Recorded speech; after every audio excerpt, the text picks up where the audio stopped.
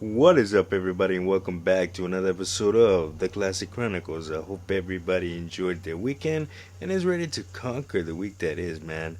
Let the countdown begin. T minus 2 weeks till chapter 36 begins for me, man. I'm really excited. Got some big plans for that. And I'll be sharing it all with you on an upcoming episode of the Classic Chronicles. But for right now, we're going to talk but for right now, we're gonna talk. Man, I got a chance to attend the Road to WrestleMania Super Show, WWE Road to WrestleMania Super Show at Madison Square Garden this past Sunday night with my sister Carmen. Man, we had a blast. It was her live event, first live event in like what a decade, I think she told me. Man, we took so many pictures, and she has them all. But we're gonna upload them all across the Classic Chronicles social media as soon as she sends me them. It was such a great time, and I just want to run through the card real quick and kind of break down what we saw and everything like that. So here we go, man. So first off, you had a 10-woman tag team match. It was uh, Bianca Belair, Asuka. Uh,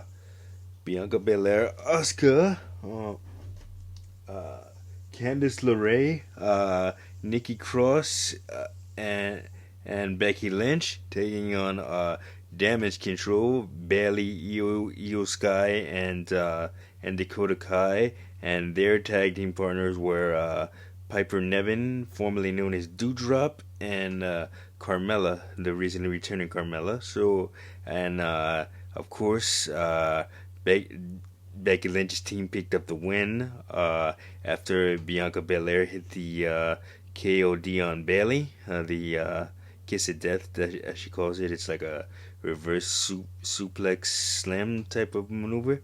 That was there, and then in the second matchup of the night, it was a 19-man battle royal to see who would face the Intercontinental Champion Gunther later in the card. Yeah, so participants included Ricochet, Rey Mysterio, Dominic Mysterio, Damian Priest. Who else was in the battle royal? Otis, The Miz, Rick Boogs. And a whole host of others. I forgot some of the others, but yeah. So Ricochet ended up winning the battle. Well, Drew McIntyre and Sheamus. That just came to me. They were also in the battle royal, but Ricochet ended up picking up the win in the battle royal, and then Ludwig Kaiser, formerly known as Marcel Bartel, and Giovanni Vinci, formerly known as Fabian Eichner, who came out to address Ricochet and congratulated him on his victory, which they then brought out Gunther and said that the Intercontinental Championship match will be taking place right now. So, and then Gunther ended up picking up the win over Ricochet to retain his Intercontinental Championship. I believe this upcoming week on SmackDown, Sheamus and Drew McIntyre will battle to see who is going to face Gunther for the Intercontinental Championship at WrestleMania. So looking forward to that. Next up was a very crowd heavy and very entertaining match between Cody Rhodes, the returning Cody Rhodes, and Solo Sikoa. This was Cody Rhodes' first time back at MSG in 7 years. He didn't get to compete the last time WWE was at Madison Square Garden, unfortunately, because he was injured. He tore his pectoral muscle, but he was there this time, and he was damn happy to be there. And he ended up picking up the win against Solo Sikoa via disqualification because Solo Sikoa's brothers, the Usos, who were there at ringside, ended up jumping Cody Rhodes right when he was about to pin Solo Sikoa, and then Sami Zayn made the save, and at the end of the match, Cody raised Sami's hand, and and said that told the crowd that he would love to come back to MSG as WWE champion after he defeats Roman Reigns at WrestleMania. So yeah, and then he took plenty of pictures with the kids. The security guards were kind of rushing him to go back to the back so they can start the intermission and everything like that. But Cody just took his time, which is cool. Signed autographs for almost everybody on the floor section of Madison Square Garden. All the little kids and everything like that, and gave him his weight belt, which is awesome. So yeah, and then little intermission.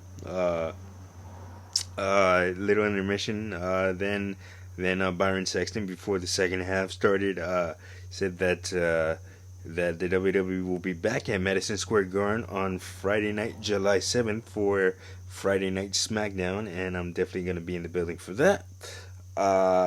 So yeah, and then after that, Braun Strowman defeated LA Knight in a very quick match. The LA Knight promo was lasted longer than the match itself. He said that since Bray Wyatt couldn't make it, he's calling anybody in the back to see if they want to wrestle him, and out came Braun Strowman, and Braun Strowman took care of him in pretty quick fashion. And then next up, you had a triple threat match for the SmackDown Women's Championship. It was Liv Morgan taking on Sonya Deville and the defending champion Charlotte Flair. Charlotte Flair won with the figure eight when she made Liv Morgan tap out.